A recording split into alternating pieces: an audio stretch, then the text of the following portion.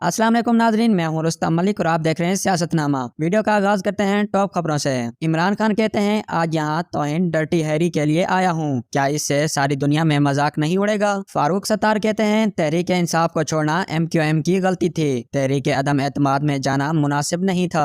नवाज शरीफ कहते हैं उम्र के दौरान मुल्क की सलामती के लिए दुआ मांगी, अल्लाह ताला पाकिस्तान और पाकिस्तानी कौम पर रहम करे। आलिया हमजा मलिक ने ट्वीट किया एतमाद का वोट लेने पर भंगड़े वोट डाल रहे हैं जिन पर मुल्क में एक बंदा भी एतमाद करने को तैयार नहीं। अवाम से वोट लें, डरे नहीं, भागे नहीं, मुकाबला मैदान में करें। इमरान खान कहते हैं अगर आइन टूट गया तो फिर जिसका भी जोर होगा उसकी बात चलेगी। एतजाज हसन कहते हैं हुकूमत और तहरीक इंसाफ के दरमियान मुज़ाकरात के नतीजे में अगर PTI आइन में तरमीम के जरिए इंतखाबात आगे बढ़ाने पर रजामंद हो जाती है तो ये इनके लिए एक हनी ट्रैप साबित होगा।